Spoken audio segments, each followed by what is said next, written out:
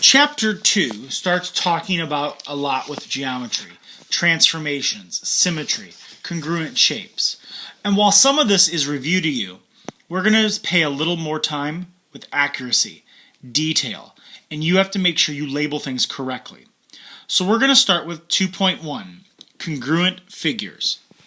So let's go over what the definition of congruent figures are. Congruent figures are figures that have the same size and shape. So keep in mind that not only have they the same shape, but they also have to be the same size. So please make sure you write that definition down. The next thing I want you to write down are two congruent triangles.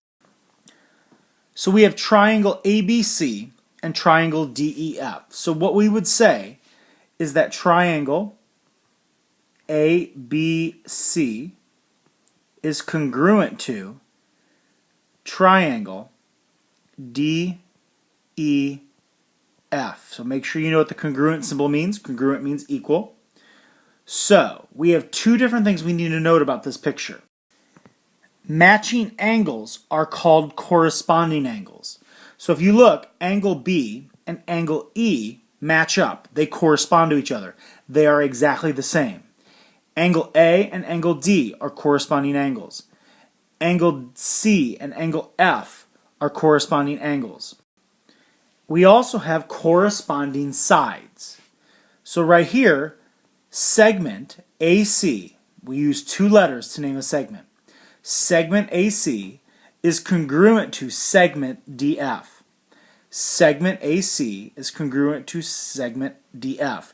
They are corresponding sides. What side would be correspondent to BC? Segment BC is corresponding to EF. What side is corresponding to AB? It would be segment DE. Example 1. Name the corresponding angles and the corresponding sides. Now I know my picture does not look like they're congruent, but they are. So let's just say that they are congruent. We have quadrilateral ABCD is congruent to quadrilateral WXYZ. So let's first label. We have corresponding sides and corresponding angles. How many sides do we have? 4. How many angles do we have? 4. So we're going to have a total of 8 corresponding sides and angles. So corresponding angles. Angle A is congruent to angle W. So we're going to use our angle symbol. Angle A is congruent to angle W. Angle B would be congruent to what? Angle X. Angle C would be congruent to angle Y. Angle D is congruent to angle Z. So let's do our corresponding side. So we would have side, let's start with segment AB, is congruent to segment WX. So remember, segments, we have to put a segment bar at top. Segment AB is congruent to segment WX. Segment BC, which is right here, is congruent to segment XY. Very good. What about segment DC? What is that congruent to? It would be segment ZY. And segment AD is congruent to segment WZ. Here is a major key idea. Two figures are congruent when corresponding angles and corresponding sides are congruent. This is on page 44 at the bottom of the page if you want to look at it. Two figures are congruent when their corresponding angles and corresponding sides are congruent. So let's look at a triangle again. So I have color-coded these two triangles for you. Triangle ABC is congruent to triangle DEF. It has to go in that specific order. You cannot say triangle ABC is congruent to triangle FEC or FED. Angle A, right here, has to correspond with this angle, which is angle D. Angle B has to correspond with angle E. and angles C and F are also corresponding angles. Now here's what you're going to learn. This may be review, this may not. If this is segment AB and this is segment DE, we can put little tick marks, and that tells me that those two sides are congruent. Now if I'm going to segment BC, I can't put one tick mark because then it'd say that these two are equal. They're not.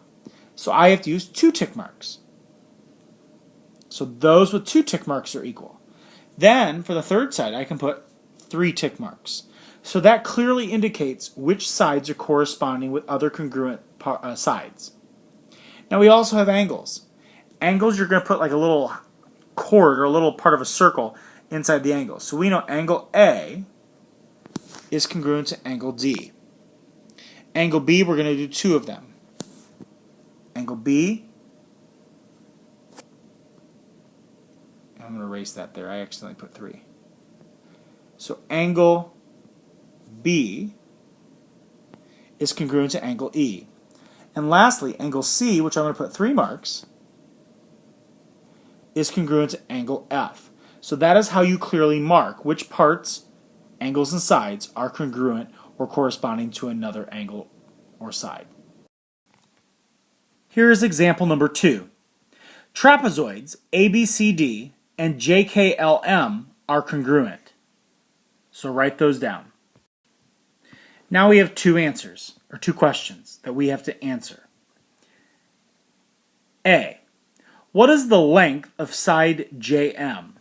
This should be pretty easy. If AD and JM are corresponding parts, that means they are the same. They are congruent. So if segment AD is 10 feet, segment JM would also have to be 10 feet. What is the perimeter of JKLM? Well, since the perimeter of trapezoid ABCD would be 10 plus 8 plus 8 plus 6, which is 32 feet, then because the trapezoids are congruent, their corresponding sides are also congruent. Therefore, the perimeter of JKLM would also have to be 10 plus 8 plus 8 plus 6, which would give us an answer of 32 feet. So real quickly, let's review. Please remember that corresponding sides and corresponding angles, that when you have congruent figures, they're the same. So when you have congruent figures, the matching angles are corresponding angles and the matching sides are corresponding sides. Also remember how you label and how you are going to be accurate in labeling congruent sides or angles. Also make sure that one of your key ideas is how to use the tick marks in showing that angles are congruent to another angle or sides are congruent to another side.